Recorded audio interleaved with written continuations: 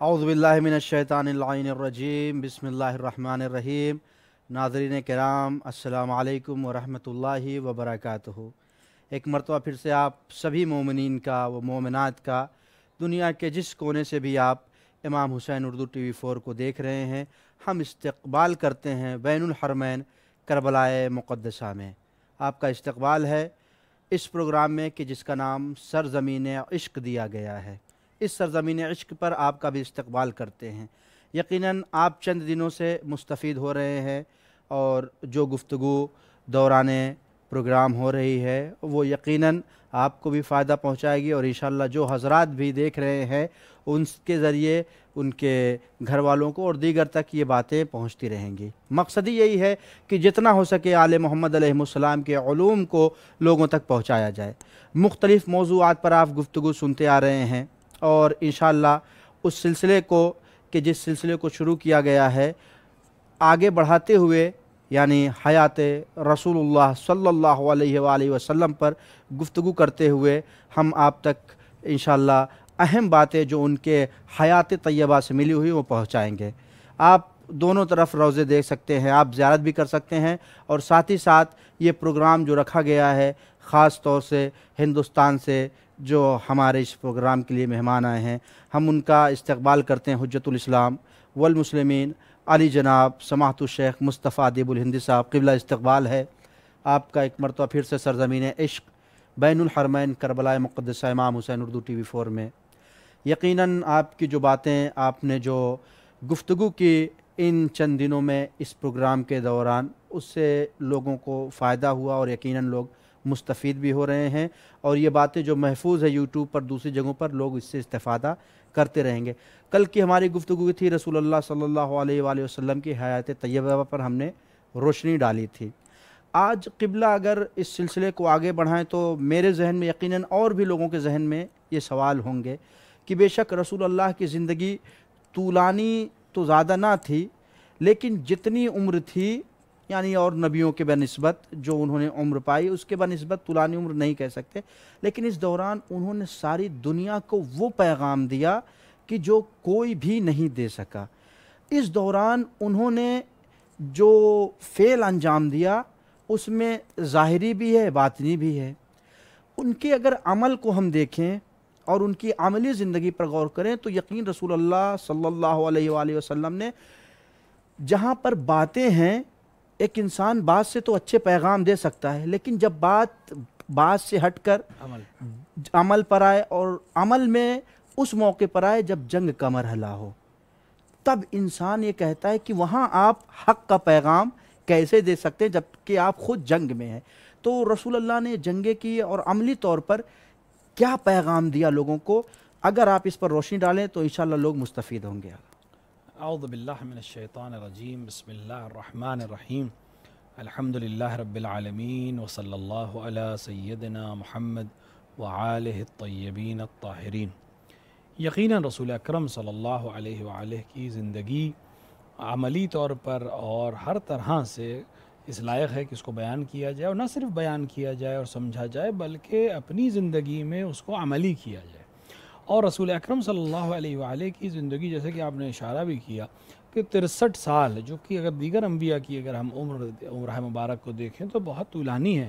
اور طولانی عمر میں انہوں نے بہت سے کام انجام دیے، لیکن رسول اکرم نے اس ظاہر کے اس مقابلے میں بہت ہی کم عمر پائی ہے، اور 63 برس کی آپ کی ظاہری حیات طیبہ میں پہلے 40 سال بھی تبلیغی زندگی تقریباً نہیں ہے، بعد کے 23 سال آپ کی تبلیغی زندگی۔ لیکن اس کا یہ مطلب نہیں ہے کہ رسول اکرم کی جو پہلے 40 سال کی زندگی ہے وہ ہمارے لیے نمونہ عمل نہیں، بلکہ وہ بھی ایک نمونہ عمل کے طور پر ہے، کیونکہ اگر رسول اکرم کے اس ماحول کو ہم دیکھیں جس میں رسول اکرم نے پرورش پائی تھی، یا اس ماحول کو دیکھیں جس میں رسول اکرم زندگی گزار رہے تھے، کیونکہ اگر رسول اکرم کی ہم حیات کو دیکھیں اور پرورش کے پہلو کو دیکھیں تو یقیناً جناب ابو طالب کا گھر اور جناب عبد المطلب کا گھر ایسا گھر نہیں تھا کہ جس کو ہم قریش کے باقی گھروں کے مقابلے میں اس طرح سے کہیں کہ وہ بھی ویسے ہی گھر تھا، بالکل الگ ہے۔ اس کی تربیت بتا رہی ہے کہ وہ گھر بالکل الگ تھا، وہاں کا ماحول بالکل الگ تھا، لیکن جو باہر کا ماحول تھا اس کو دیکھتے ہوئے اگر ہم رسول کی حیات طیبہ کو دیکھیں تو بہت سے پیغامات رسول کی رسالت والی زندگی سے پہلے بھی ہمیں مل سکتے ہیں، اور وہ بہت اہم پیغام ہے بے شک کہ انسان یہ نہ کہے، جیسے ہمارے جیسا کوئی انسان کل یہ دعویٰ کر سکتا ہے اپنی سستی کے مقابلے میں یا اپنے عمل کے مقابلے میں کہ ماحول ایسا ہے اور ہم ماحول کی وجہ سے اس طرح سے عمل کر رہے ہیں، اگر ہم نہیں کریں گے تو ہم مثال کے طور پر کامیابی حاصل نہیں کر پائیں گے ظاہری طور پر۔ لیکن رسول اکرم صلی اللہ علیہ وآلہ نے اس ماحول میں کہ جہاں جھوٹ عام تھا، جہاں فریب دینا عام تھا، جہاں دھوکہ دینا عام تھا، وہاں اپنا کلمہ، صداقت کا کلمہ، اپنی امانت داری کا کلمہ ایسے لوگوں سے پڑھوایا کہ جو خود سچ نہیں بولتے تھے، جو خود خیانت کرنے میں اپنے آپ کو استاد سمجھتے تھے، وہاں پہ بھی رسول نے اس طرح سے زندگی گزاری کہ آپ ان جھوٹوں کے درمیان سچے تھے اور ان خیانت کاروں کے درمیان آپ امین کے لقب سے آپ کو یاد کیا جاتا تھا۔ یہ ایک ہمارے لیے پیغام ہے خود اسی میں کہ ہم یہ نہ کہیں کہ ماحول ایسا ہے لہٰذا ہم بھی ویسے ہی ہو جائیں، بلکہ اگر ہم یہ دعویٰ کرتے ہیں کہ ہم رسول اکرم صلی اللہ علیہ وآلہ کے پیروکار ہیں تو پھر ہمارا عمل ایسا ہونا چاہیے کہ لگے کہ ہم رسول اکرم صلی اللہ علیہ وآلہ کے پیروکار ہیں، کیونکہ ہدف ہمارا اور آپ کا اس گفتگو سے یہی ہے کہ جب ہم عملی میدان میں اپنی زندگی کے داخل ہوں تو یہ چیز اس میں اثر انداز ہو اور ہمیں دکھائی دے اس کے اثرات۔ بے شک یعنی اگر ہر انسان اپنے آپ کو اس کے لیے معذب کر لے اور اس کے لیے آمادہ کر لے اور متحد کر لے، اس بات کے لیے موحد ہو جائے اس بات کے اوپر کہ ہم وہی کریں گے کہ جیسا رسول نے ہمیں سکھایا ہے اور بتایا ہے، بے شک یعنی جیسے پورے بازار میں سب جھوٹ بول رہے ہوں اور ایک تاجر جو اپنے آپ کو رسول کا پیروکار کہتا ہے، امیر المومنین کا پیروکار کہتا ہے، وہ سچ بول کے تجارت کرے، اور کوئی اگر اس سے پوچھے کہ تم کیوں نہیں جھوٹ بولتے تو یہ جواب دے کہ میں امین کا ماننے والا ہوں، میں صادق کا ماننا ہوں، تو یہ عمل اپنے آپ میں رسول اکرم صلی اللہ علیہ وآلہ کا احترام بھی ہے اور رسول اکرم کا پیغام ہونے کے ساتھ ساتھ رسول اکرم کی شخصیت کی ترویج بھی ہے۔ اب وہ بات کہ مثال کے طور پہ رسول اکرم کی اس زندگی کو جب ہم اگلے مرحلے میں جاتے ہیں اور اسلام کا پیغام آتا ہے تو پہلے تقریباً 13 برس کی جو زندگی ہے، وہ مکے کی جو زندگی ہے، اس میں رسول اکرم کے پاس طاقت نہیں ہے اور ظاہری طور پر صرف ظلم ہے اور آپ صرف صبر کر رہے ہیں۔ اور بعد کی جو 10 سال کی زندگی، جو آپ کی زندگی کے آخری 10 سال ہیں، جو مدینے کی حکومت والی زندگی ہے، اس کو اگر ہم دیکھیں تو اس کے اندر مسلسل ہمیں جنگ اور جدال اور مسائل نظر آئیں گے، لیکن جو خاص چیز یہاں دیکھنے والی ہے اور بیان کرنے والی وہ یہ ہے کہ جو مزاج تھا رسول اکرم کا،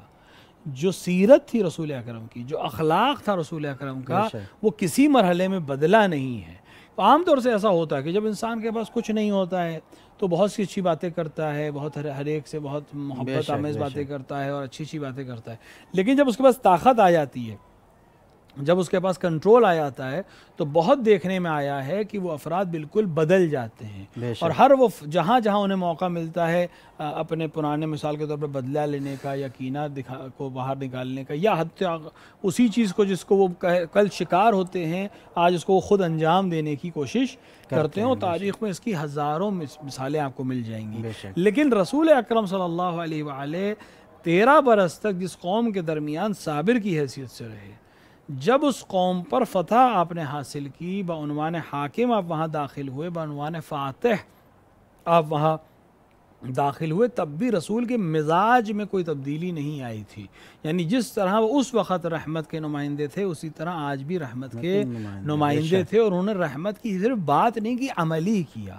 اور یہی بہت بڑی وجہ تھی کہ بہت سے افراد جو اسلام میں داخل ہوئے انہوں نے دیکھا کہ رسول اکرم صلی اللہ علیہ وآلہ نے جو بات کہی تھی مکے میں اس کو وہ عملی کر رہے تھے مدینے میں، جب وہ کہہ رہے تھے کہ سب مساوات ہوگی، سب برابر ہوں گے، تو وہ صرف شعار کی حد تک نہیں تھا، نعرے کی حد تک نہیں تھا، بلکہ عملی تھا۔ یعنی جب رسول اکرم بزم میں بیٹھتے تھے تو سب برابر بیٹھتے تھے، رسول جس طرح سب زمین پہ بیٹھتے تھے رسول زمین پہ بیٹھتے تھے۔ بے شک ایسا نہیں تھا کہ رسول اپنی سواری الگ کر دیں، رسول اپنا بیٹھنے کا سسٹم الگ کر دیں، رسول ملنے کا طریقہ الگ کر دیں۔ بہت سی ہمارے پاس روایات ہیں جس بات کی طرف اشارہ کرتی ہیں کہ جو لوگ پہلی بار رسول کو دیکھتے تھے وہ پہچان نہیں پاتے تھے، کیونکہ ان کو پتہ نہیں چلتا تھا ان میں سے کون رسول ہے، کیونکہ سب برابر ایک ہی جگہ بیٹھے ہوتے تھے۔ رسول وہی کھاتے تھے جو باقی افراد کھاتے تھے، بلکہ اکثر ایسا ہوتا تھا کہ رسول خود بھوکے رہ جاتے تھے اور اپنے اصحاب کو سیر کر دیتے تھے اور خود اپنے شکم کے اوپر پتھر باندھ کر استراحت کے لیے چلے جاتے تھے، اور اس طرح کی زندگی آپ نے گزار کر عملی نمونہ پیش کیا کہ ایک حاکم کو کیسا ہونا چاہیے. اس کو پہلے رعایا کی آسانی کو دیکھنا چاہیے، پھر ہونا چاہیے. یہی جنگ میں بھی آپ کا اصول تھا. آج اسلام کے اوپر جو ایک بہت بڑا الزام لگایا جاتا ہے وہ یہ کہ اسلام خونریزی کا مذہب ہے، اسلام جنگ کا مذہب ہے، اسلام ظلم و ستم کا مذہب ہے. بے شک. اس کی ایک وجہ یہ ہے کہ وہ لوگ جو رسول کے بعد حکومت پر قابض ہوئے اور رسول کی وصیت کے خلاف حکومت پر قابض ہوئے اور رسول کے اصل حقدار کو ہٹا کر حکومت پر قابض ہوئے، انہوں نے اپنے خاص ذاتی مفاد کے لیے اسلامی پرچم اور اسلامی عنوان کو کشور کشائی کے لیے استعمال کیا اور اسی کو سنت رسول کی طرح سے متعارف کیا، جبکہ رسول کی سنت پہ کشور کشائی نام کی کوئی چیز نہیں تھی. رسول نے کہیں پر بھی جنگ اس لیے نہیں کی کوئی ایک علاقہ انہیں کیپچر کرنا ہے یا قبضہ کرنا ہے، بلکہ آپ کی زیادہ تر جنگیں، بلکہ تقریباً تمام جنگیں دفاعی جنگیں ہیں. حتیٰ مکے کی جنگ نہیں ہوئی ہے کیونکہ آپ نے محاصرہ ضرور کیا ہے، لیکن خونریزی اور قتال اور اس طرح سے کسی قسم کی بات نہیں ہوئی. آپ نے پناہ دے دی عام طور سے لوگوں کو، ایک پناہ عمومی دے دی آپ نے لوگوں کو. لہٰذا رسول اکرم صلی اللہ علیہ وآلہ کی جو جنگ کے زمانہ ہے، جو کہ تقریباً ہر سال 1 یا 2 جنگوں کا زمانہ ہے، اس کے باوجود رسول کے عملی کردار میں کوئی فرق نہیں آیا. یعنی جس طرح وہ کل رحمت تھے اسی طرح آج بھی رحمت کی شکل میں ہی تھے، اور صرف اتنی ہی قتال کی اجازت دیتے تھے جتنا ضروری ہوتا تھا اس امر کے لیے. یعنی عام انسانوں کو قتل سے بچانے کے لیے ان فاسدین کو قتل کرنا ضروری تھا کہ جو بغیر اس کے کوئی ان کا علاج نہیں کیا جا سکتا تھا. اور جن علاقوں پہ آپ نے قبضہ کیا، یعنی قبضہ اس طرح سے کیا کہ وہاں کے جب حاکمین ختم ہو گئے تو اب وہاں لوگ مسلمان آنا پہلے ہو چکے تھے لیکن ان کے اوپر قبضہ تھا دوسرے لوگوں کا، اب وہ ہو گیا. تو اس کا یہ مطلب نہیں تھا کہ وہاں پر آ کر وہ پرانے بدلے لینے کی کوشش کریں یا جنہوں نے مسلمانوں کو قتل کیا یا نقصان پہنچایا ان سے حساب کتاب برابر کرنے کی کوشش کریں. ایسا عمل بالکل نہیں کیا، بلکہ رسول نے وہاں زیادہ رحمت کے ساتھ پیش آئے، وہاں افراد کو رکھا کہ وہ ان کو قرآن کی تعلیم دیں، وہ ان کو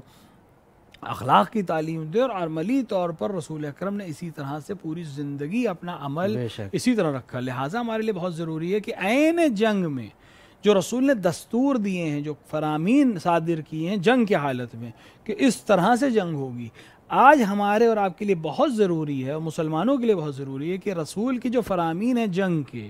جو قوانین رسول نے وضع کیے تھے جنگ کے لیے، وہ ہم دنیا کے سامنے پیش کریں. بے شک. اگر کوئی انسان یہ دعویٰ کرتا ہے کہ وہ مثال کے طور پر مسلمان حاکم ہے اور وہ جہاد فی سبیل اللہ مثلا اپنے زعم میں کر رہا ہے، تو اس کا جہاد اس قواعد کے باہر اگر ہے تو پھر وہ جہاد نہیں ہو سکتا. کوئی قواعد رسول کے بنائے ہوئے قواعد ہوں گے، وہ قواعد ہوں گے جو رسول بیان کے، کیونکہ رسول اسلام کے پیغمبر ہیں اور اس عنوان سے کہ اسلام کو دنیا کے سامنے پیش کریں. تو جب رسول نے اپنے لشکر کو جو ہدایت دی ہے، اگر اس کے تحت کام ہو رہا ہے تو ہم کہہ سکتے ہیں کہ یہاں یہ اسلامی لشکر ہے اور جو عمل کر رہا ہے رسول کا پسندیدہ عمل ہے. لیکن اگر وہ اس کے برخلاف ہے تو پھر وہ کچھ بھی ہو سکتا ہے، لیکن وہ اسلام کی نمائندگی یا رسول کی نمائندگی یا اسلام کی ترویج کا عمل نہیں ہو سکتا. بے شک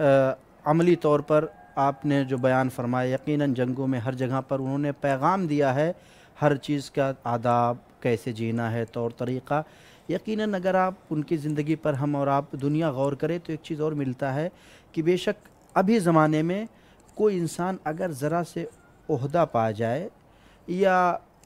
اس منزلت پہنچ جائے کہ 2-4 لوگ اس کے ساتھ چلنے لگے، تو پھر وہ اگر کوئی لفظ بھی ناگوار اس کے شان میں نازیبا الفاظ بیان کر دے تو وہ درہم برہم ہو جاتا ہے. لیکن رسول اللہ کی زندگی ایسی تھی کہ تاریخ میں ملتا ہے وہ چلتے تھے تو راستے میں کانٹے بھی بچھائے گئے،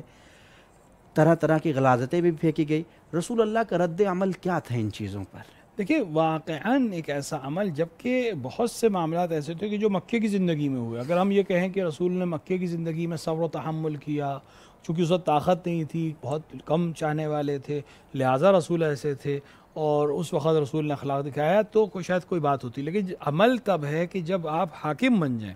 یعنی اور اسی طرح کے واقعات پھر سے پیش آئیں یا کوئی ایسی طرح کی گستاخی کرے. مثلا جس طرح سے اس ضعیفہ کا واقعہ ملتا ہے کہ جس کی طرح آپ نے اشارہ کیا کہ وہ راستے میں آپ کے اوپر کوڑا ڈالتی تھی یا مثال کے طور کے اوپر کانٹے بچھاتی تھی اور رسول مسلسل اس راستے سے گزرتے تھے، یہاں تک کہ جب ایک دن وہ نہیں آئی اور اس نے اس طرح کا عمل نہیں کیا تو رسول نے اس کے بارے میں سوال کیا اور پھر اس کی عیادت کے لیے گئے. معلوم ہونے کے کے بعد کہ وہ مریضہ ہے، اور اخلاق کے ذریعے سے اس کو اسلام کا گرویدہ بنایا۔ ممکن ہے کوئی یہ کہے کہ چونکہ مکی زندگی تھی، رسول کے پاس طاقت نہیں تھی، رسول کے پاس افراد نہیں تھے، لہٰذا وہ اخلاق کے نمونے کو پیش کر رہے تھے، لیکن ہم مدنی زندگی میں بھی یہ چیز دیکھتے ہیں کہ اگر کوئی انسان آ کر گستاخی کرتا ہے یا رسول سے آ کے ایسے الفاظ میں گفتگو کرتا ہے یا رسول کو باقاعدہ اذیت کرتا ہے، لیکن اس کے باوجود رسول اکرم صلی اللہ علیہ وآلہ اس کے ساتھ محبت سے پیش آتے ہیں، اور حتی دشمنوں سے محبت سے پیش آتے ہیں جو واقعاً علناً اسلام کو یا مسلمانوں کو نقصان پہنچانے والے افراد تھے، جب وہ سامنے آتے ہیں دستگیر ہو کر یا گرفتار ہو کے، تب بھی رسول اکرم تمام رحمت اور رؤفت کے ساتھ ان سے مقابلہ کرتے ہیں اور بات کرتے ہیں، اور یہ خود رسول اکرم کے اخلاق عظیم اور خلق عظیم ہونے کی علامت ہے۔ یعنی رسول اکرم دیکھ رہے ہیں کہ یہ افراد مجھے قتل کرنے کی سازش کر رہے ہیں۔ واقع غدیر کے بعد بہت مشہور ہے وہ قصہ، جس کے اندر افراد نے یہ طے کیا جو اپنے آپ کو بظاہر مسلمان کہتے تھے، اور انہوں نے طے کیا کہ رسول اکرم کو مثلا پہاڑ کے اوپر اس طرح سے قتل کر دیا جائے، اور خداوند عالم نے آسمان کو روشن کر کے ان کے چہرے رسول کے سامنے اور جناب حذیفہ کے سامنے روشن کر دیے۔ اب رسول سب کو پہچانتے تھے، جناب حذیفہ بھی وہاں پر سب کو پہچانتے تھے، بہت آسان تھا رسول اکرم کے لیے کہ مدینے پہنچ کر سب کو احضار کرتے۔ بعنوان حاکم ایک حاکم کو مارنے کی کوشش کی گئی ہے۔ آج کے اس دور میں جو اپنے آپ کو بہت ماڈرن دور کہتا ہے، بہت پیش رفتہ دور کہتا ہے، مارنا کی کوشش تو بہت دور کی بات ہے۔ اگر کسی انٹیلیجنس ڈپارٹمنٹ کو صرف شک ہو جائے کہ یہ انسان یا یہ گروپ ملک کی کسی عظیم شخصیت کو مارنا کے پلاننگ کر رہا ہے، تو اس کو گرفتار کر کے اس کے پورے خاندان کو گرفتار کر لیا جاتا ہے۔ یہ بس ہے کہ یہاں باقاعدہ عمل کیا گیا اور رسول کو قتل کرنے کی باقاعدہ عملی کوشش کی گئی، اور ایک طرح سے اس کو ہم کہتے ہیں تختہ پلٹنے کی کوشش کی گئی۔ اس کے باوجود رسول اکرم نے سب کو پہچاننے کے باوجود نہ کسی سے ان کا نام بتایا، اور حتی حذیفہ جو جانتے تھے ان کو بھی منع فرما دیا کہ آپ کسی کا نام نہیں بیان کریں گے۔ حق تھا رسول اکرم کو ان سب کو بلا کر بعنوان مجرم، بعنوان سازشگر ان کو سزا دیتے، لیکن رسول نے یہ کام انجام نہیں دیا۔ اس سے خود رسول اکرم کے اخلاق کا وہ نتیجہ ہمیں سامنے آتا ہے کہ طاقت میں ہونے کے باوجود آپ رأس حکومت میں ہیں، تمام کنٹرول آپ کے ہاتھ میں ہے۔ جب آپ مکے میں داخل ہو رہے تھے اور ابو سفیان نے آپ کے لشکر کو دیکھا تھا، تو جناب عباس سے یہی کہا تھا کہ تمہارے بھتیجے نے بہت بڑی حکومت حاصل کر لی ہے، اور جناب عباس نے اس کو ٹوک کر کہا تھا کہ یہ حکومت نہیں، نبوت ہے۔ 10,000 بختربند افراد جس کے پاس ہوں، اس نے اپنے قتل کی باقاعدہ کوشش کرنے والے افراد کو معاف کر کے یہ پیغام دنیا کو دیا کہ وہ رحمت کا نمائندہ بن کر اس دنیا میں آئے ہیں، اور رحمت ہی ان کا شعار ہمیشہ رہے گی۔ اگر کہیں پر ان کو ضرورت پڑی ہے تو وہاں بھی اپنے شخص کے لیے نہیں، اپنی ذات کے لیے نہیں، بلکہ مسلمانوں کی حفاظت کے لیے، عفت کے لیے، ناموس کی حفاظت کے لیے انہوں نے اپنے اصحاب کو اجازت دی کہ وہ اسی حد تک جہاد اور جنگ کے ذریعے سے ان لوگوں کو قتال کریں جو اسلام کو یا مسلمانوں کو یا انسانوں کو نقصان پہنچا سکتے ہیں، اور اس کے بعد تلوار اس طرح سے روک لی جاتی تھی کہ جیسے اب کوئی مسئلہ جیسے ہوا ہی نہیں۔ اسی لیے پوری تاریخ جو رسول اکرم کی جنگ کی تاریخ اگر آپ اس کو دیکھیں اٹھا کر، تو آپ کو 1400-1500 سے زیادہ مقتولین نہیں ملیں گے، جبکہ جنگوں کی تعداد 80 سے بھی زیادہ ہے۔ لہٰذا اس میں اس طرح کی جنگ کی تعداد کے باوجود 1500 یا 1400 افراد، حد سے جو مقدار آئی ہے وہ 1700 کی آئی ہے، جو عدد 1700 سے زیادہ کا نہیں ہے۔ تو 1700 لوگوں کا قتل کر کے اگر پوری مملکت کو، پورے عرب کو محفوظ کیا جا سکتا ہے، تو پوری دنیا کے افراد کہیں گے کہ یہ ایک ایسا سودا ہے کہ جس کو انجام دینے میں ہر ایک کہے گا کہ بہت ایسا عمل ہے کہ جس کو انجام دینا حق تھا۔ تو رسول اکرم صلی اللہ علیہ وآلہ نے عملی طور پر جب طاقت نہیں تھی ظاہری، تب بھی اخلاق کا مظاہرہ کیا، اور جب پوری طاقت آپ کے ہاتھ میں تھی، اسلحے آپ کے ہاتھ میں تھے، تب بھی آپ نے اسی اخلاق کا مظاہرہ کیا۔ بے شک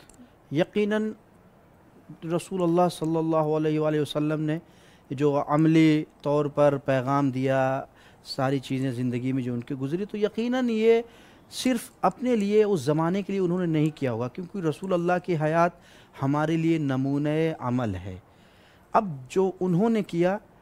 اس زمانے میں اگر کوئی ان کے عمل سے ہٹ کر عمل کو انجام دیتا ہے تو اس کے لیے کیا ہے؟